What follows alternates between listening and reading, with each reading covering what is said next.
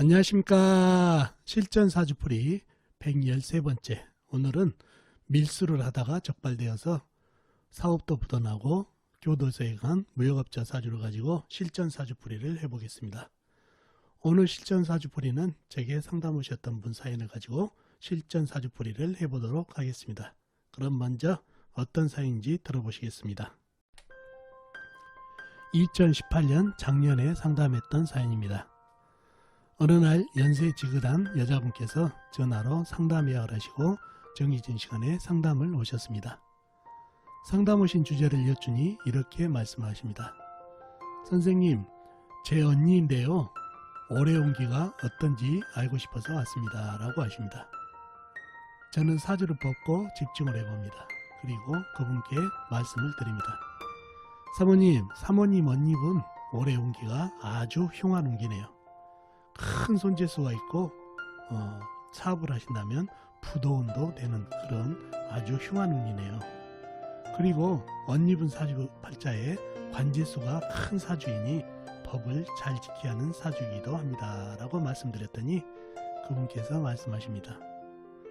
언니에게 올해가 그런 운기였군요. 언니가 무역업을 오랫동안 하면서 재물을 깨버렸습니다.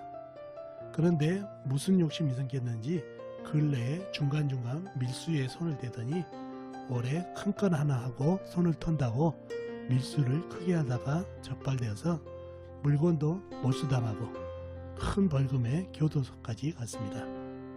여장부 스타일로 사업을 꽤 잘했는데 말년에 무슨 욕심이 생겨서 법을 어겨하며 밀수를 했는지 이해가 가지 않아서 도대체 언니 사주는 어떤 사주이고 올해 운기가 어떤 운이길래 이런 일이 일어났는지 알고 싶어서 선생님께 상담을 했습니다. 라고 하십니다. 저는 언니분의 미래에 대해서 여러가지 방편을 드린 후 상담을 마친 사연이었습니다.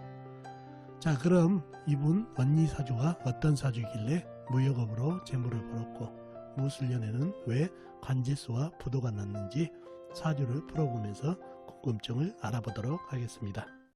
자, 이 사주가 오늘 여러분과 같이 풀어볼 사주가 되겠습니다. 모자년 정사월 갑인일 정묘시 태어나신 여자분이시네요. 모자년생이시면 48년생이시죠. 그러면 72이 되는 올해 2019년도 작년이었으면 71가 되겠다는 얘기죠. 그런 사주인데, 자, 이 사주가 무역업으로 꽤 재물을 벌었고 여장부 스타일이고, 근데 무술년 작년에 밀수를 하다가 물건도 압수당하고 큰 벌금에 교도소까지 갔다 왔다는 얘기죠. 자, 왜 그랬는지 사주를 풀어봐야 알겠죠. 자, 사주 형국을 파악하기 위해서 오행의 분포부터 알아보겠습니다. 먼저 일간인 내편인 오행부터 찾아볼까요? 일간이 간목 큰 나무로 태어났네요. 그죠? 그러면 나무의 내편은 같은 나무나 비겁이 나무나 아니면 나무를 새겨주는 물이 내편이 되겠네요. 먼저 나무를 찾아볼까요? 나무는 일지의 임목 큰 나무가 나한테 힘을 보태고 있네요. 그리고 시지의 묘목 작은 나무도 나한테 힘을 보태고 있는 그런 형국입니다. 그리고 다른 데는 없죠. 지장간에도 없고. 다음에 물을 찾아볼까요? 물은 연체 자수 작은 물이 있네요. 그리고 다른 데는 없고 지장간에도 없네요. 자, 내편은 자수 작은 물, 임목, 묘목, 큰 나무 작은 나무가 있네요. 자, 상대편도 한번 찾아볼까요? 내 힘을 빼가는 오행. 나한테 힘을 주는 오행이 많으면 사주가 강해지고, 내 힘을 빼가는 오행이 많으면 사주가 약해지겠죠. 내 힘을 빼가는 오행은 뭐죠? 식상, 재성, 그 다음에 관성이 되겠네요. 식상은 뭔가요? 나무가 생해주는 오행이니까 불이 되겠죠. 재성은 흙, 관성은 쇠가 되겠네요. 식상인 불을 찾아볼까요? 불은 월간의 정화 작은 불, 그 다음에 월지의 사화 큰 불이 있네요. 그리고 시간의 정화 작은 촛불이 있고요. 불은 이렇게 있고 다른 데는 없고 임목안의 병화 암장이 되어 있습니다. 불기운도 작은 불, 큰 불 해가지고 꽤 있는 것 같죠. 다음에 재성인 흙을 찾아볼까요? 흙은 연간의 무토 큰 흙 광활한 대지가 있네요. 그리고 다른 데는 없고 임목안의 무토가 암장되어 있고 사화안의 무토도 암장되어 있네요. 다음에 관성인 쇠를 찾아볼까요? 쇠는 사주팔자에 전혀 없죠. 지장간 사화안의 경금이 암장되어 있는 정도입니다. 자, 상대편은 무토 큰흙 정화 작은 불, 사화 큰 불, 정화 작은 불 해가지고 상대편의 힘도 상당히 있는 것 같죠? 좀 더 깊이 들어가 보자고요. 자, 일지에 있는 임목은 나한테 힘을 보태고 있나요? 아니죠.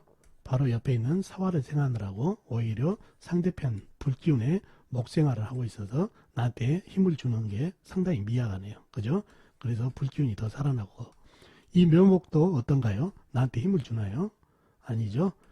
위에 있는 정화한테 목생활을 하면서 오히려 불기운한테 힘을 줘버리니까 이 임목과 묘목은 거의 땔감으로써 사화에 던져주고 있네요. 그러면 이 간목도 사화에 상당히 힘을 뺏기고 있는 그런 형국이죠. 그래서 이 사주는 비겁이 제법 있지만은 사주의 불기운이 가장 강해진, 목생활을 받은 불기운이 강한 그런 사주팔자가 됐네요.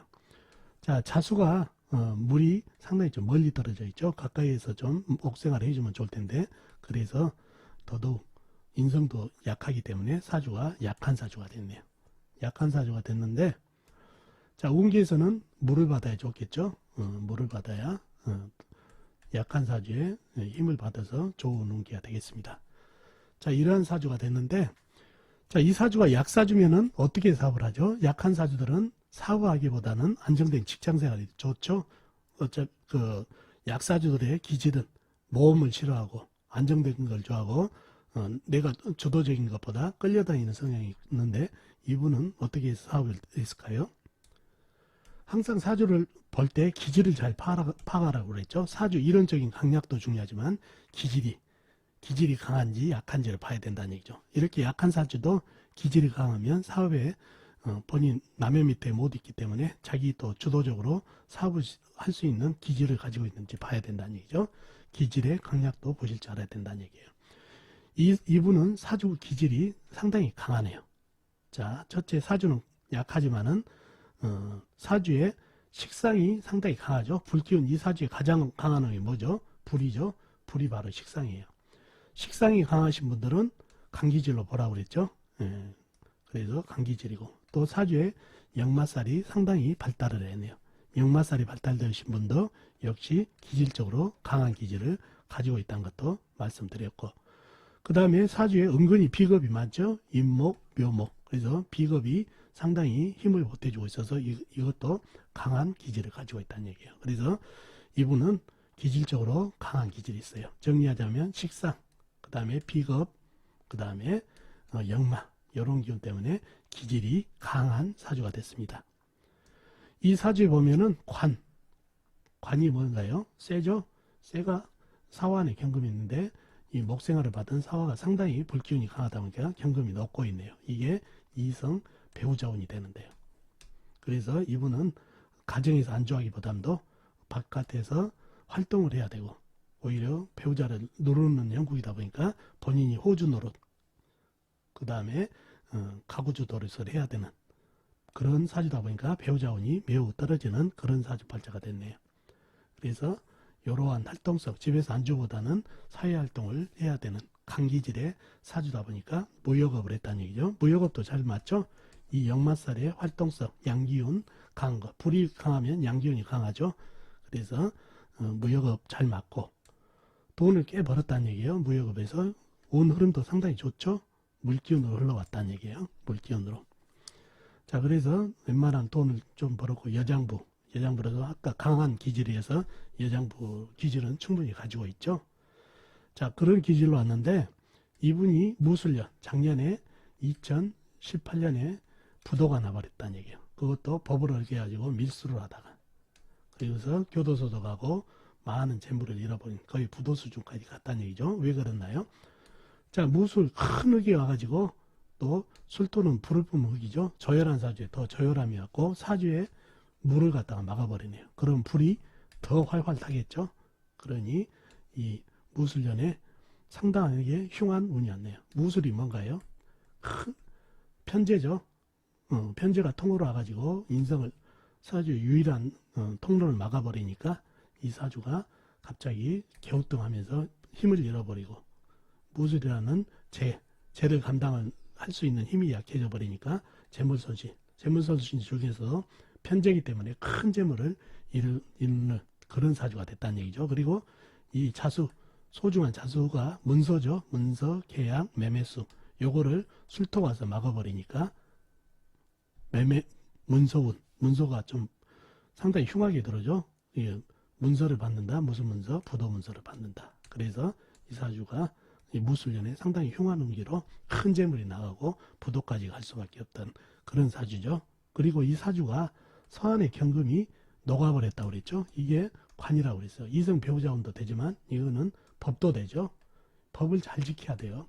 법이 브레이크가 없는 사주다 보니까 이 법을 잘 지켜야 모든 게 만사형통인데 법까지 어겨버리는 밀수를 했다는 얘기죠. 그러니 작년 같은 경우에 물이 그나마 아무리 작은 물이라도 이렇게 좀 식혀주고 있는 운기였는데 이 자수를 막아버리니까 안에 있는 경금이 완전히 녹아버리면서 법에 저촉을 받는 그런 운기도 됐다는 얘기예요. 그래서 무술년에 상당하게 흉한 운기가 들어왔습니다.